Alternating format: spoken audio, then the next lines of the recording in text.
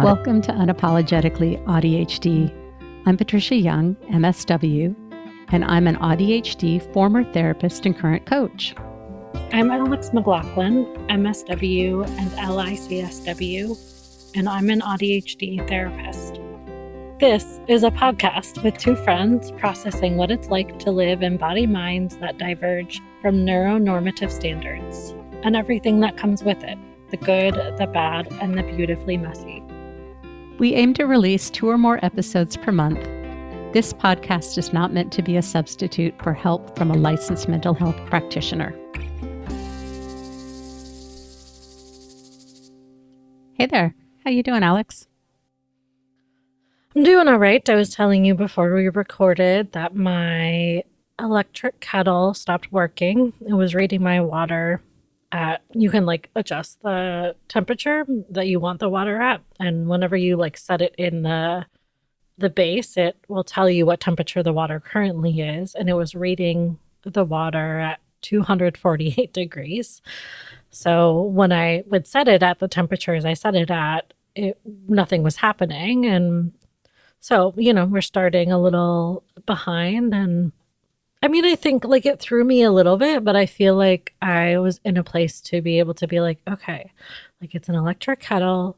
You found a solution. Yes, it was extra steps. Yes, it was annoying. Yes, it probably took paste points or spoons and it's water. You know what I mean? I had to kind of talk myself through it so I didn't have a meltdown. But Sure. If it were a different kind of day, or if I had to jump into sessions today, I probably would have had a mini meltdown because I need my water, I need my coffee, and you were able to be flexible with the fact that I had to take time to try and problem solve and then figure out a different solution. And so, yeah, I'm just, I guess reflecting on that and felt a little discombobulated, but better now and proud of myself for how I managed it.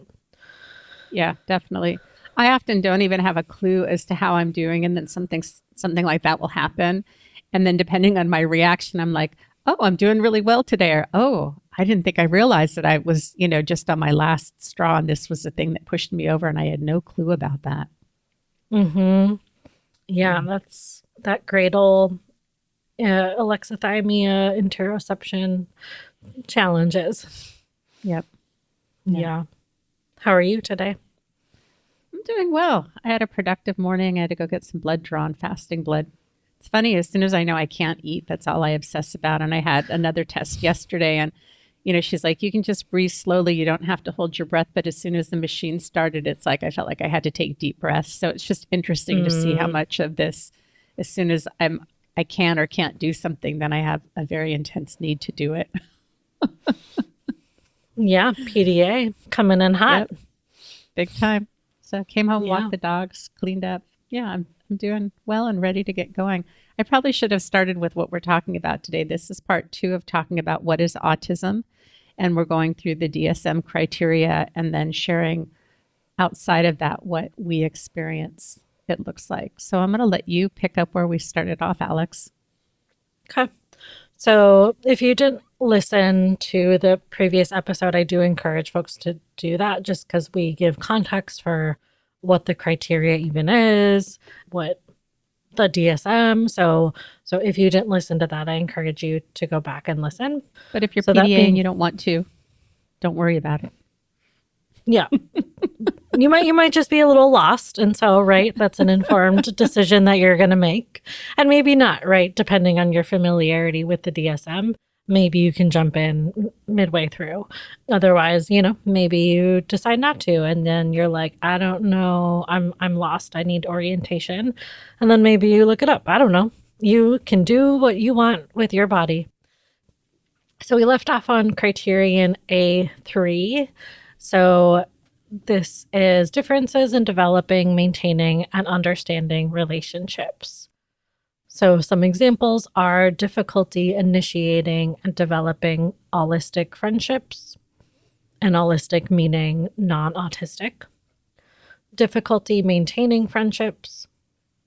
Difficulty with shared imaginative play, For example, shared group projects that require high reciprocal input or output. That, I guess, is an example that's more high school adult. Difficulty with context shifting. And there are some like notes from Dr. Neff that I can read if need be.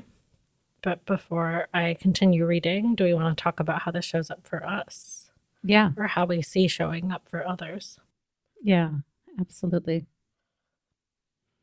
Oh, Yeah, are you waiting so on me? mhm. That wasn't clear. Patricia, do you want to talk about how this shows up for you?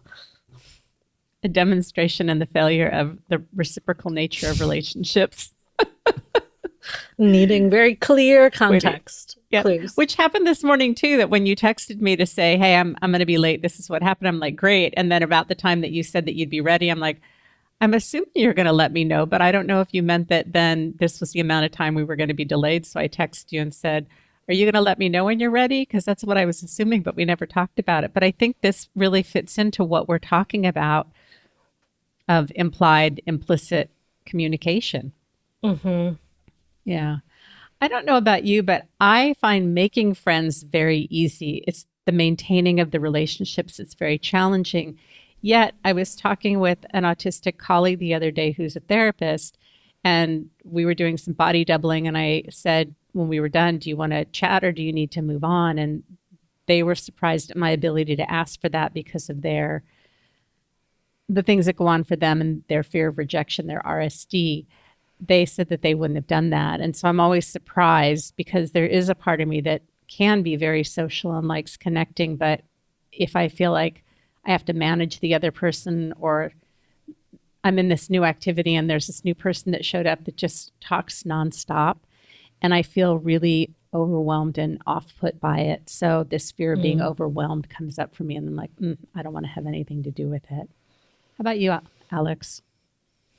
Yeah, I think, I noticed when we kind of first started like our friendship, like you were very upfront and like direct about asking, like, hey, I would love to just like chat outside of, the autistic therapist like space. Like, would you want to do that? And I was like, I think I told you, like, I don't have the balls to ask that. Like, I for sure Mm-hmm. wanted to, and I like want to like initiate friendship, but I get very scared. And I think I'm over analyzing like what the norm is. Like, what do they like me? Like, can I tell? Like, is this too soon? Like, I'm like thinking about all the like social norms or rules around that. So for me, I do find that difficult initiating Mm-hmm. friendship. I find the maintaining from an executive functioning standpoint, it's a lot. Mm-hmm. From an autistic standpoint, I find that like once I've had contacts with someone, let's say like 4 or 5 times, then I start to feel more comfortable and I feel like I can be more myself and like I'm less kind of anticipating that rejection. And so for me, yeah, it is initiating is hard and like initiating conversation with a stranger or like I'm on dating apps, and so like initiating conversation there, I feel so anxious and I'm like, what do I say here? What do people say? Like, is this going to be weird? How are they going to receive this? Like, is this too Mm-hmm. direct? Like, because I've also been told that when I'm getting to know someone, I can be intense. I have had people tell me it's like you're interviewing someone for a job.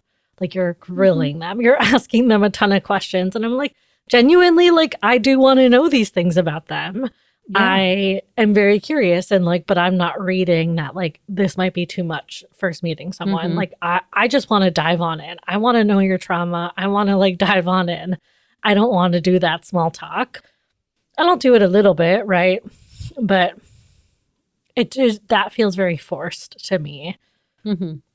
Any reflections at, kind of hearing me say that? Anything coming up for you? I don't think so, but I feel like I should have something coming up for me, but I don't. How is it for you maintaining friendships? I know you said that the executive functioning part of it makes it harder for you. I guess I'm curious, like, what? when you say that's hard for you, what are some examples of how that shows up? Well, it's interesting. You and I were talking before we hit record and trying to decide, was this a neurodivergent thing or was this a trauma thing? That I know somebody and we started doing an activity once a week together and then we had to stop. And then this morning I was thinking, I'm just kind of over it. I think part of it is my ADHD, that I like the novelty of something new and new routines. And then when there's a break, it's hard for me to get back into it. And I was just thinking, I'm kind of over it with this whole friendship thing. Not that like I don't want to be friends, but it just like, let's just let it go. And then we have another activity coming up. And so I connected with this person. We spent 15 minutes on the phone today and made arrangements for what we're doing. And then I hung up and I thought, oh, I kind of like spending time with them. And we had a really nice conversation. So that difficulty for me of holding permanence in my being, that if there's time and space, and probably very, very, very likely that my trauma drives my car, that I'm so expecting for relationships to not work and things to fall apart. And just because of some personal things that have been going on recently, if you listen to my other podcast, Unapologetically Sensitive, I have about 3 episodes where I've been talking about this recently. So that's much more current. So I think a lot of my trauma is more present, but I think I live with this. And I've had relationships end unexpectedly. I've ended a few relationships. My history is I tend to hang in there longer than I need to, but I think sometimes my feelings get so big and I get frustrated and then I just like the relationship just ends. So Mm, yeah, maintaining relationships it can be a challenge for me. yeah, I hear that. Yeah, I think for me, it's just the like remembering to like check in, the making plans, the remembering to like confirm the plans, the knowing like, okay, when is it been too much time? Like, do I double text? You know what I mean? Like at Mm-hmm. this point in life, I don't really care. Like I will just double text because Mm-hmm. many of my friends are neurodivergent themselves. And so I think that having that second like nudge is helpful. Mm-hmm. So I don't know. I think as I've gotten older, it's gotten easier as I've just embraced just being authentic and not worrying as much about the like quote unquote social norms. Mm-hmm. But yeah, just the executive functioning of it all. It just can be a lot for me at times. And so it's not that I don't value that connection. It's just right. Like at the end of the day, it's like, oh, I don't have spoons Yeah. to reach out or to engage. I suspect for myself that there are different profiles that we have as autistics. And what I find with clients that I work with that are very similar to me, that for those of us that process very quickly, that are very efficient, that are very centered on time, have a very, I mean, as autistics, we all have a sense of justice sensitivity, but the people that are wired the way that I am, like we have, like, this is the way that things should go, and this is what we expect from people. And without understanding autism or neurodivergence, that when people in friendship stray from how we think things should go, we can have very little tolerance for that. And that Mm, also used to be true in my marriage. And it's something that I have to be very mindful about, that I notice and see and process a lot more than my husband does. I remember details that I don't think people remember. I'm not saying I remember everything. And until we learn about our neurodivergence or work with a coach or a counselor, we kind of assume everybody's like us. And when people don't meet our standards, we're like, what the heck is wrong with everybody? And mm, I think that's the benefit of diagnoses, of labels, of understanding ourselves and knowing that just because we think and believe and see certain things doesn't mean that everybody else does, or have a certain expectation for communication or getting together or reciprocity. So, like you're saying, having that ability to check in and see how things are going, we have to have that awareness before we can even do that.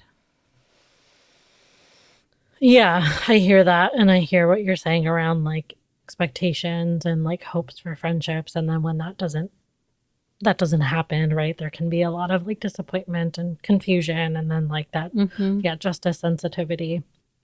Yeah. And when I said check in, I meant more of like a hey, how's it going? Versus like a, Mm-hmm. how's this feeling Mm-hmm. for you?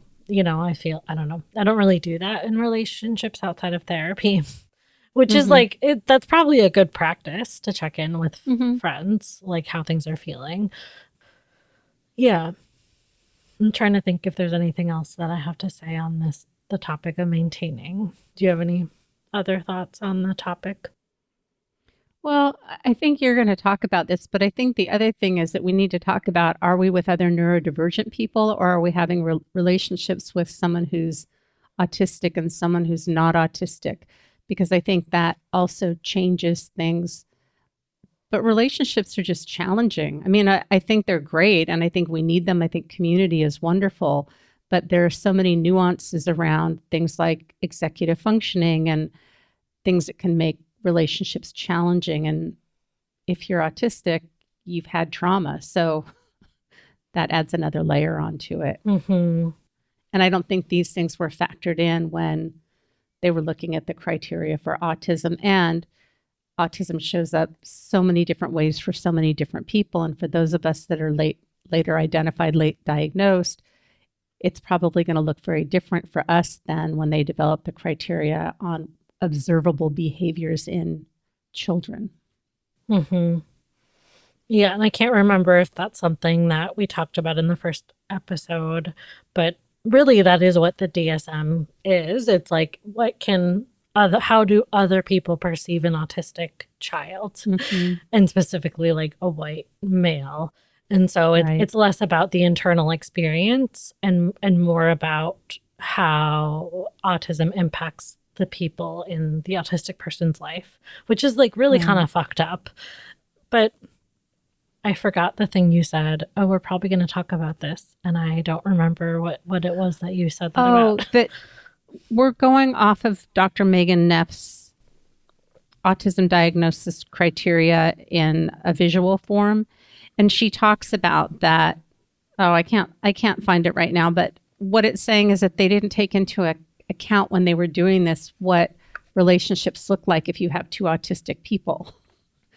That, Mm, again, we have to look at the conclusions that are drawn and what they were studying and what they were looking at, and that m- more often than not, the criteria is by people that don't have lived experience of these things. And so it's their perception, which is so different than having a lived experience. yeah. And that triggered a thought to kind of just have a brief sidestep and talk about the double empathy problem. Mm-hmm. Is that something you feel comfortable defining? No, thank you. No. Okay. No, thank you. I'm going to go look it up because I feel like sometimes I misremember.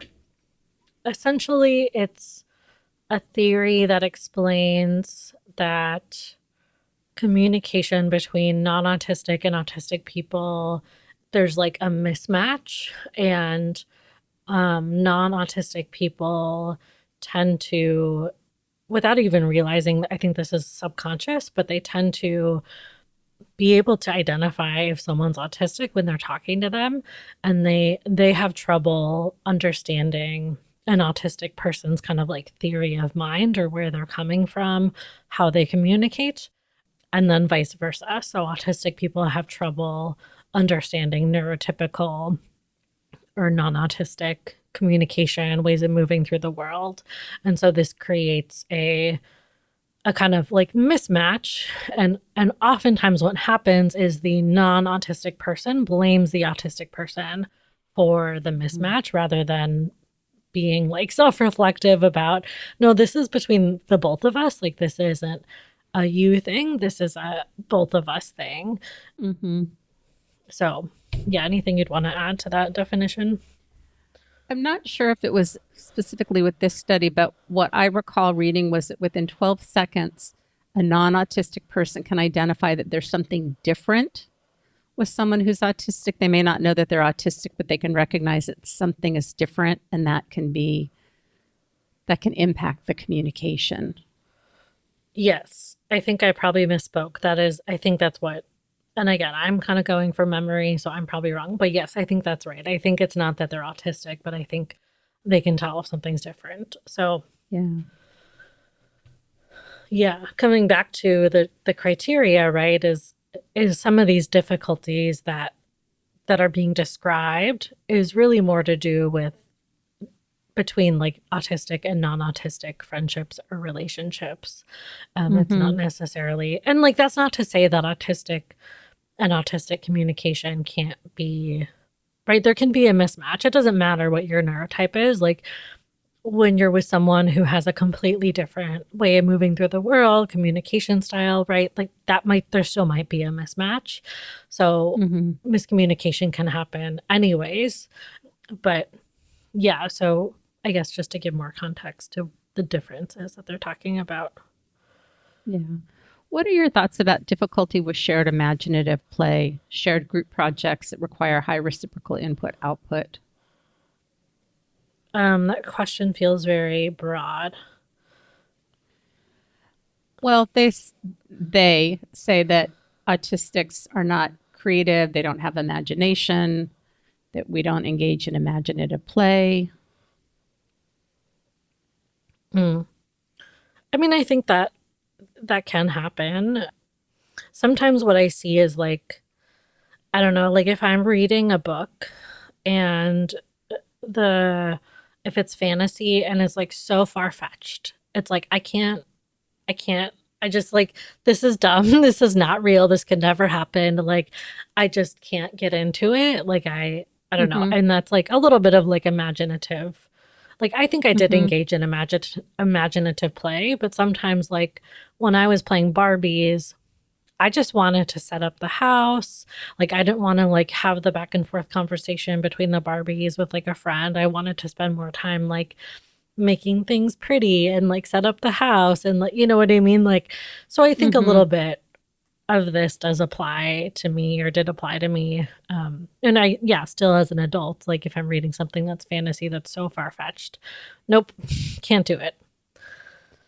Yeah, I think it really relates on context that if somebody who doesn't know me wants to do imaginative play or storytelling, but it's out of what I'm familiar or comfortable with, I'm probably not going to be great at it because it's not interesting and it's not familiar. And sort of the same thing with group projects that I often find that the autistics are the ones that are doing the bulk of the work. And you always have people in the group that don't do what they're supposed to do, which is why working as a group isn't great. And even when you and I, Alex, were starting to work on this podcast together, that I have ways of processing that I have to absorb information in a certain way and digest it before I'm able to respond. And so I think that it's less that we don't play well with others. I think that it doesn't honor what our processing is. And if I'm the one that I remember a game that my husband and I used to play is we would look at couples and we would make up stories about them. And relationships are part of a special interest. So that was very easy for me to do. And it was kind of a fun thing. But if you ask me, I think when my kids were little and they would do pretend play, like that was very hard for me. So I think Hmm. it just depends on, again, who's making the decision on what this looks like and how much control does the individual have over it is going to impact how they participate. But I don't think that that was taken into consideration. Yeah, that's true. And right, I think also you're bringing up a thought around if it's an area of interest, like we can engage, right? Mm-hmm. Like even if it's imaginative, right? And I think a lot of so I do autism assessments, and one of the tools I use is the MIGDAS.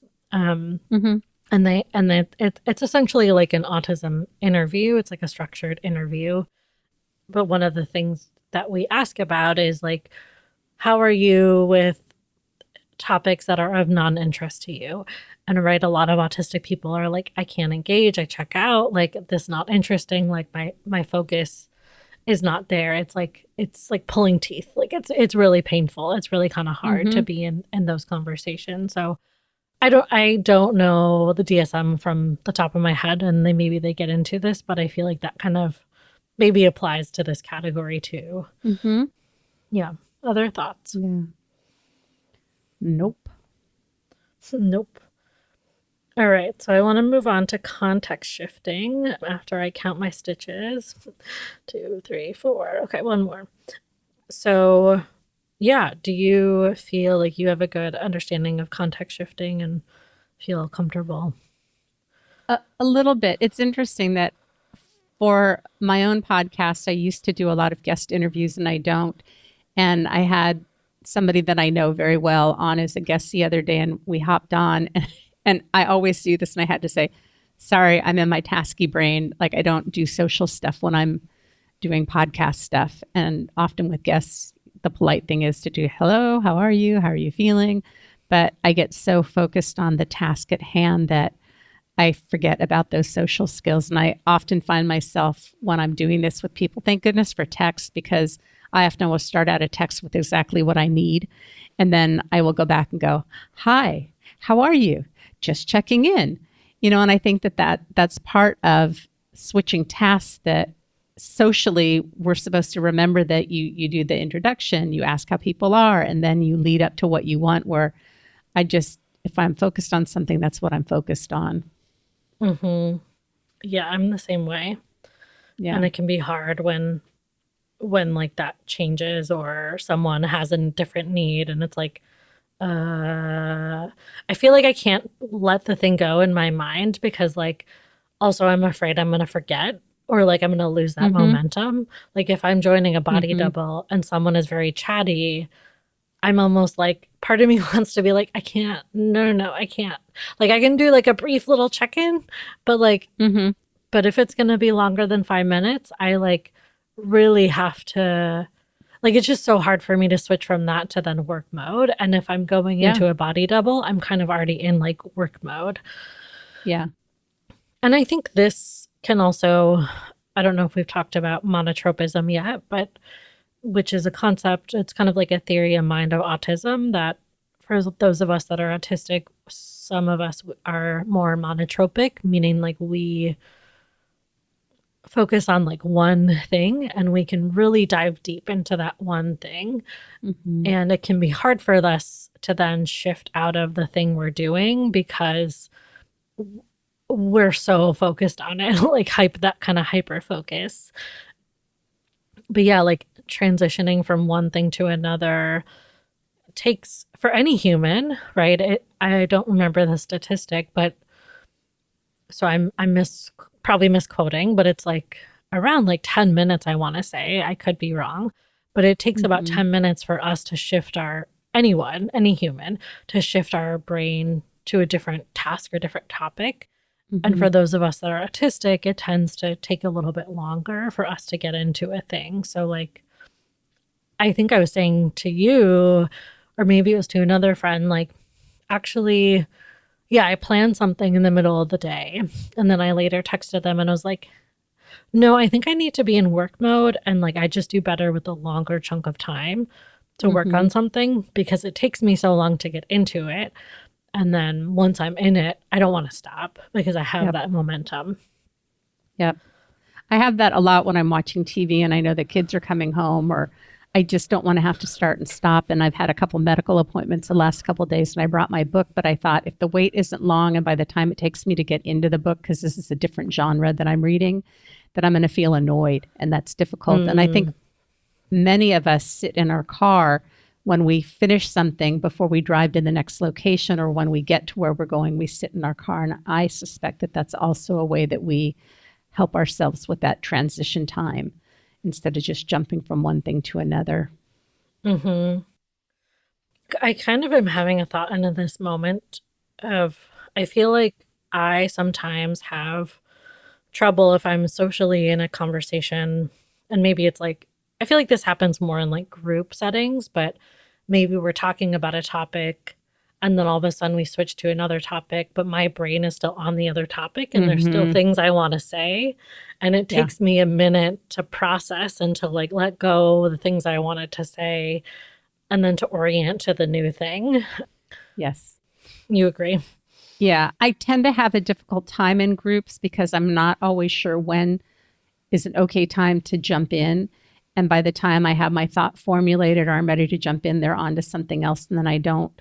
And I have to say, it's interesting. I was saying I had a client yesterday and we were talking about something. The client moved on to something. So I think this isn't just a group thing. And I said, I want to go back to what we were just talking about, because sometimes my brain continues to process in the background. And even though the client had moved on, it felt like there was something important about what I needed to say. And so in a one-on-one, it's very easy to jump back to something. But in a group, I feel like that train left the station and it's too late now. I feel that. I have a really Yeah. hard time in groups too for that reason, because I'm like, Yeah.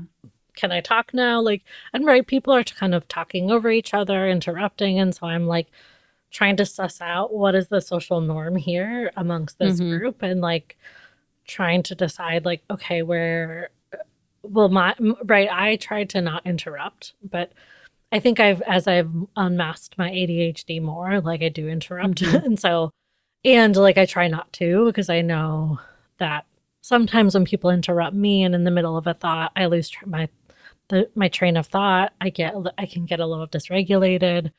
Mm-hmm. And so I just lost my train of thought. But yeah, groups are hard. Yeah. I'll just end it there. This is a little bit of a side quest, but it's a minor one. When my kids are home, my kids are grown. One of them is married and they'll come and stay for a week or two. So they're part of the family. So the dynamic between just having me and my husband and then the kids here, it's more fun, it's more playful. And I often do more interrupting because my profile is very, very controlled and contained. Like if I drank, I think I'd want to get drunk just so that I could kind of loosen up. I don't want to lose control. But I often will interrupt because I'm relaxed and my ADHD comes out more. And it's funny because I'm not going to call out who it is, but there's one person in our family that calls out my interrupting. And I feel like I'm finally loosening up and you're calling me out on this. Like, are you kidding me?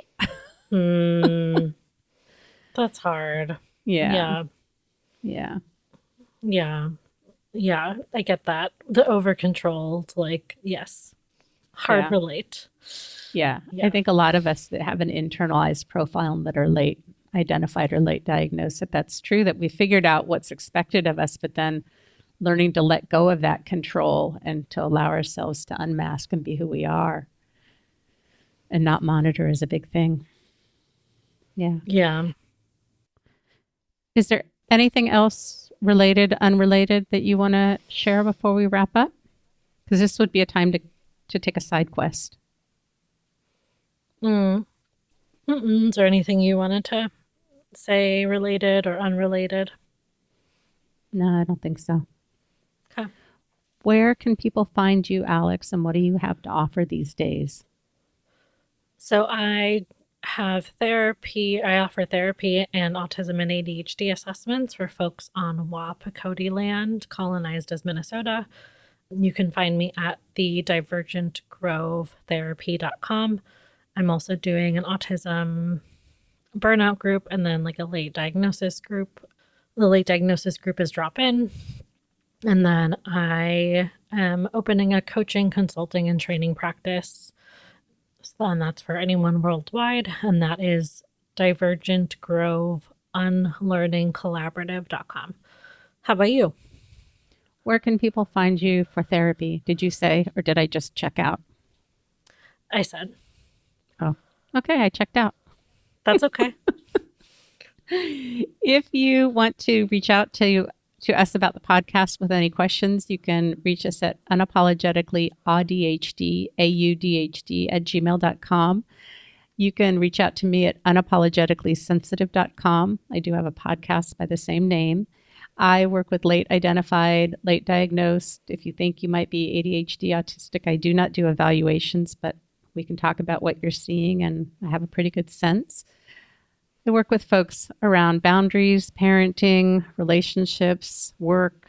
Really, I think once one realizes that they're autistic, ADHD, neurodivergent, there's this whole process that happens, and really unlearning what you've learned and seeing all the internalized ableism and figuring out who are you, what do you want to create in your life, how do you want to do that. That seems to be a lot of the work that I am helping folks work through. So I think that's all we have. Anything else? Mm-mm. All right. Thanks for joining. Yeah, thanks for being here today, everybody. Have a great day. Thanks for spending time with us in this space where your too muchness is never too much. Remember, You're not broken, and you're definitely not alone. We're here to honor the complexity, celebrate the nuance, and walk this neurodivergent path together. You might consider giving us a rating and a review on the platform you listen to podcasts. It gives others an opportunity to see our podcast and walk this path with us. Until next time, stay curious, stay kind to your nervous system, and stay unapologetically ADHD. You belong here.